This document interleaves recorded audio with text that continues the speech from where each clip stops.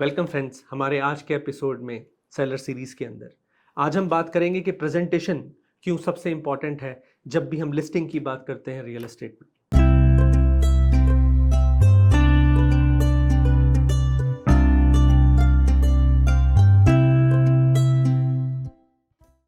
किसी भी प्रॉपर्टी की ब्रांड एम्बेसडर्स होती हैं उसकी फोटोग्राफ्स ही बायर कम्युनिटी में बायर प्रोस्पेक्ट्स को एक्साइट करती हैं कि वो बोलें अपने ब्रोकर से और वो आगे बढ़ के आएँ और कि हमें लिस्टिंग देखनी है, हमें ये घर देखना है, हमें ये प्रॉपर्टी देखनी है। हाईएस्ट क्वालिटी की फ़ोटोग्राफ्स होनी चाहिए आपकी लिस्टिंग में। You should higher a professional photographer ताकि उन फ़ोटोज़ का कंपोजिशन, उन फ़ोटोज़ का सैचुरेशन लेवल, उन फ़ोटोज़ का एक्सपोजर सब कुछ टॉप ऑर्डर का हो। जितनी ज़्यादा अच्छी होंगी फ़ोटोज़ उतना ज़्यादा अच्छा आप ट्रैक्शन देखेंगे, फ्लो देखेंगे जब आप लिस्टिंग को लाइव करेंगे। कई बार मैं देखता हूँ कि फ़ोटोग्राफ्स फ़ोन से ही ली हुई हैं या फिर उनका कंपोजिशन ठीक नहीं है, तो वो समझ में आ जाता है कि वो अमेच्योरिश काम है and that will directly translate उस शोइंग पे ट्रैक्शन उतना कम होगा। अनलेस मार्केट बहुत हॉट हो, तब तो बात ही अलग है। बट मोस्टली मार्केट बैलेंस्ड होती है, बायर और सेलर्स दोनों बैलेंस्ड होते हैं, तो इसीलिए मार्केटिंग मटेरियल को हाईएस्ट क्वालिटी होना, फोटोग्राफ्स का हाईएस्ट क्वालिटी होना बहुत इंपॉर्टेंट होता है। जब आपने एक प्रोफेशनल फोटोग्राफर को हायर किया, उन्होंने आपसे 45, 50 या 60 शॉट्स शेयर किए, ज़रूरी नहीं है कि हम वो सारे के सारे शॉट MLS पे लिस्टिंग पे लेके आएँ।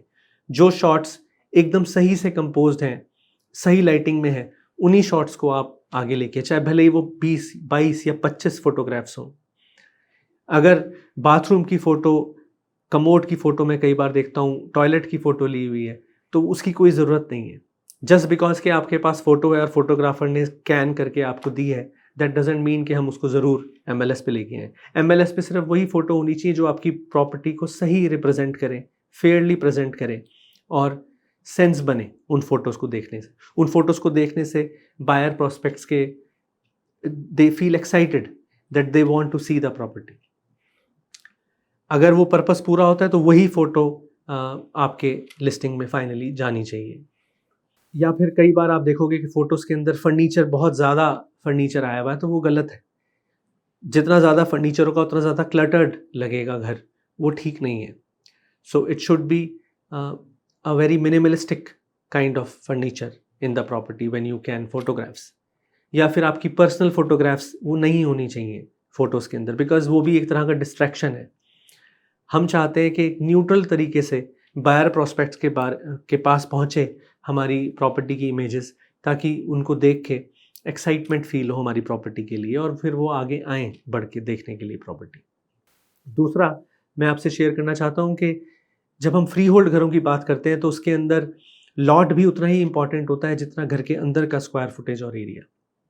एक लॉट रेगुलर लॉट है, यानी उसकी फ्रंटेज और उसकी डेप्थ आगे और पीछे से फ्रंटेज सेम है, या फिर वो पाई शेप लॉट है, पीछे से वो मान लीजिए 90 फुट का रियर में वाइड है और आगे से वो 30 फुट का है, या फिर वो रिवर्स पाई शेप लॉट है जहाँ पे आगे से वो 60 फुट का है और पीछे से वो 25 फुट हो जाता है, या फिर वो रवीन बैकिंग लॉट है, पीछे पॉन्ड है या क्रीक है या रवीन है।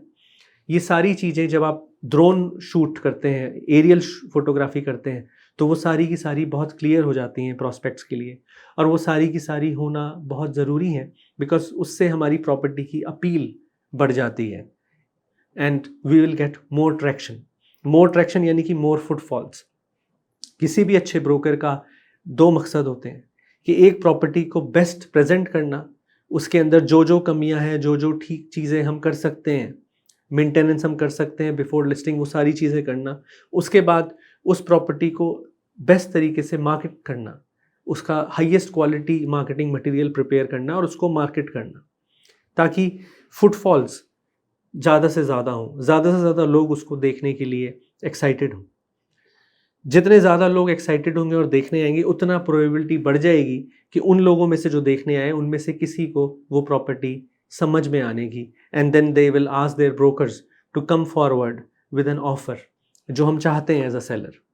तो इसीलिए आपके लिए एज अ सेलर या किसी भी ब्रोकर के लिए सबसे इम्पॉर्टेंट होता है कि अच्छे से अच्छा फुटफॉल हो प्रॉपर्टी में। वो होगा जब आप अच्छे से अच्छा कंटेंट मार्केटिंग का, यानी फ़ोटोज़ और वीडियोज़ और ड्रोन शूट्स और एरियल फ़ोटोग्राफ़ी आप प्रिपेयर करेंगे, और उसके बाद फिर वो लोग फुटफॉल्स को ट्रांसलेट होगा इन ऑफ़र्स। तो दूसरा आपको ये ध्यान रखना है कि जैसी फ़ोटो खींचें, जैसा फ़ोटो कंटेंट हो, जब लोग देखने आए प्रॉपर्टी को तो उनको बिल्कुल वैसा ही मिले जैसा उनको फ़ोटोज़ में दिखाई दिया था। उसमें कोई डिस्पैरिटी ना हो। तो उनका जो यूज़र एक्सपीरियंस है वो एकदम सेम रहना चाहिए, ताकि उनको सोचा उन्होंने जैसा, उतना या उससे अच्छा मिला जब वो प्रॉपर्टी में फ़िज़िकली उसको रिव्यू करने आए। और फिर तीसरा मैं आपको ये कहना चाहता हूँ कि लिस्टिंग का डिस्क्रिप्शन जो टेक्स्ट होता है वो बहुत क्रिटिकली इम्पॉर्टेंट होता है, क्योंकि हमको ये अज्यूम नहीं करना चाहिए कि मान लीजिए प्रॉपर्टी विडबी में है या जैक्स में है या न्यू मार्केट में है, कि जो प्रॉपर्टी मैं लिस्ट करूं तो उसमें जो देखने आएंगे लोग, बायर्स, प्रोस्पेक्ट्स, उन सबको पता होगा प्रॉपर्टी के बारे में। ऐसा हमको अज्यूम नहीं करना चाहिए। तो जो जो यूएसपी हो, यूनिक सेलिंग पॉइंट हो आपकी प्रॉपर्टी के, वो सारे आपको इंश्योर करना चाहिए आपके डिस्क्रिप्शन में कहीं ना कहीं पे मिल जाएं।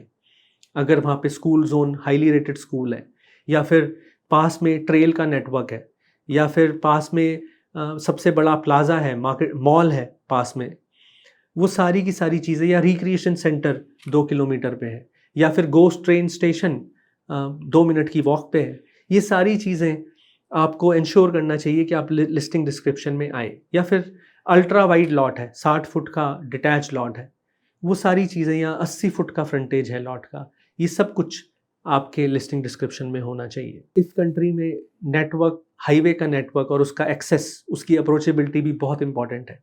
तो अगर आपकी प्रॉपर्टी से हाईवे का एक्सेस बहुत आसान है तो वो भी एक बहुत अच्छा तरीका है और वो होना चाहिए आपके डिस्क्रिप्शन में। तो पहली चीज़ हमने डिस्कस करी थी कि फ़ोटोज़ हाईएस्ट क्वालिटी की होनी चाहिए। फिर हमने बात की कि एरियल फ़ोटोशूट यानी ड्रोन फोटोग्राफी भी होनी चाहिए, ख़ास तौर से अगर वो फ्री होल्ड प्रॉपर्टी है तो। और फिर तीसरा हमने डिस्कस किया कि टेस्ट का डिस्क्रिप्शन, जो MLS की लिस्टिंग पे जो डिस्क्रिप्शन होता है वो एकदम हाईएस्ट ऑर्डर का होना चाहिए, और उसमें सब कुछ डिस्क्राइब होना चाहिए जो जो हमारी यूएसपीज थी प्रॉपर्टी की। अब हम बात करते हैं अडेंडम्स यानी एडिशनल सपोर्टिंग डॉक्यूमेंट्स की।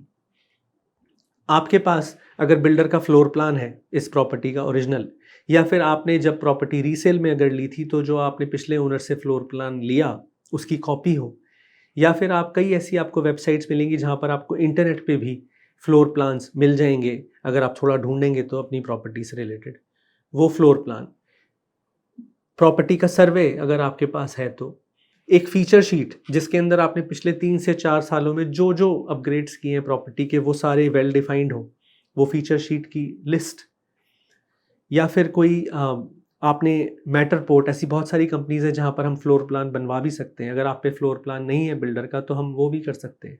तो वो फ्लोर प्लान, ये सारी चीज़ें अगर आप लिस्टिंग के एज अ सपोर्टिंग डॉक्यूमेंट डालेंगे तो उससे बहुत फ़ायदा होता है, क्योंकि उससे जो बायर प्रोस्पेक्ट्स हैं उनको एक ट्रांसपेरेंसी का एहसास होता है कि इस लिस्टिंग में सेलर ने हमको सब कुछ शेयर किया जो जो उनके पास था। जो भी कुछ आपके पास एज अ सेलर हो प्रॉपर्टी से रिलेटेड वो सब आपको as a supporting document share करना चाहिए अपनी लिस्टिंग में, जिससे कि सामने वाले जो प्रॉस्पेक्ट हैं उनको कॉन्फिडेंस आए और ट्रस्ट स्टैब्लिश हो, ताकि वो आगे बढ़ के आपकी प्रॉपर्टी पे ऑफर डालने का सोचें। ये चौथा टिप है जो आपको एज अ सेलर हमेशा ध्यान रखना चाहिए। So try to be as transparent as possible so that buyer prospects come forward and they feel happy to purchase your property. उम्मीद करता हूँ कि आपको ये एपिसोड बहुत अच्छा लगा होगा, और अगर अच्छा लगा होगा तो ज़रूर अपने कोलीग्स को, अपने फ्रेंड्स को शेयर करें, अपनी फैमिली में शेयर करें जो लोग लिस्टिंग के बारे में सोच रहे हैं, and hopefully they get benefited out of this. बहुत जल्दी मैं आपको मिलता हूँ नेक्स्ट एपिसोड में। तब तक stay positive and stay smiling.